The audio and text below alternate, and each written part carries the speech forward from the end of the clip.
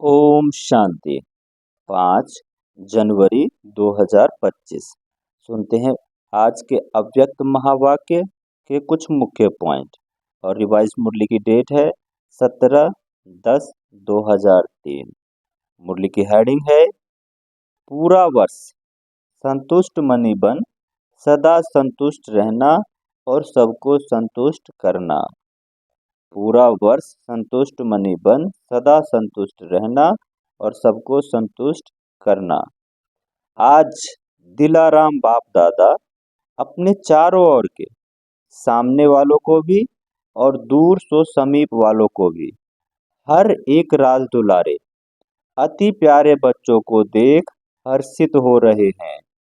हर एक बच्चा राजा है, इसलिए राज दुलारे हैं।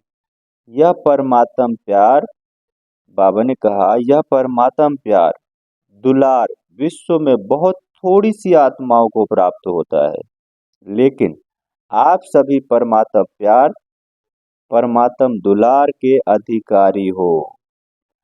दुनिया की आत्माएं पुकार रही है, आओ आओ, लेकिन आप सभी परमात्म प्यार का अनुभव कर रहे हो, परमात्म पालना में पल रहे हो, ऐसा अपना भाग्य अनुभव करते हो।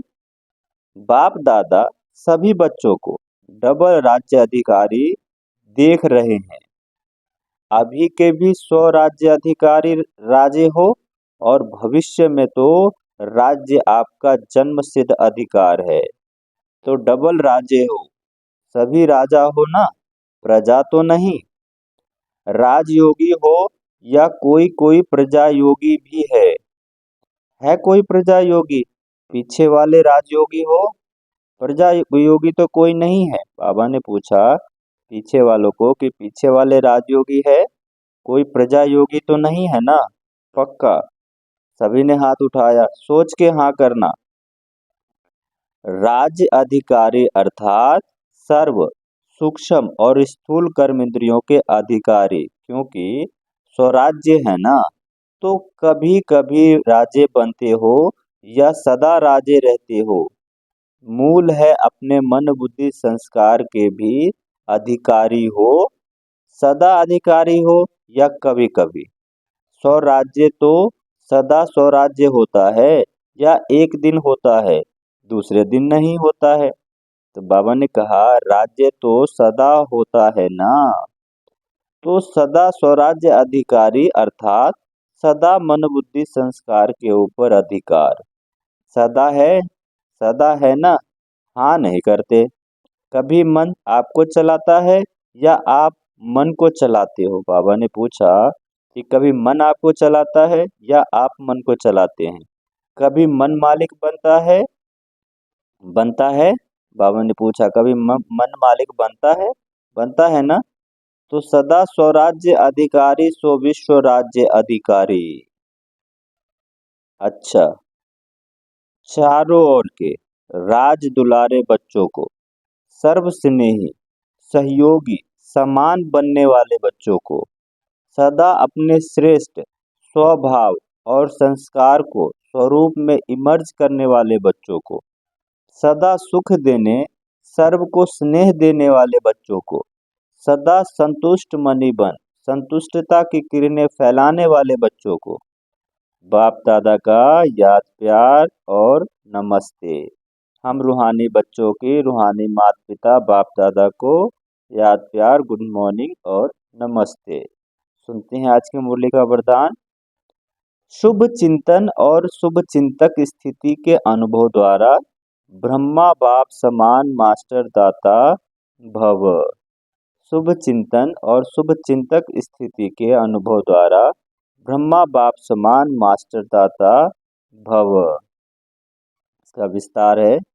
ब्रह्मा बाप समान मास्टर दाता बनने के लिए ईर्ष्या, घृणा और क्रिटिसाइज इन तीनों बातों से मुक्त रहकर सर्व के प्रति शुभ चिंतक बनो और शुभ चिंतन स्थिति का अनुभव करो, क्योंकि जिसकी ईर्ष्या की अग्नि होती है वह स्वयं जलते हैं और दूसरों को परेशान करते हैं।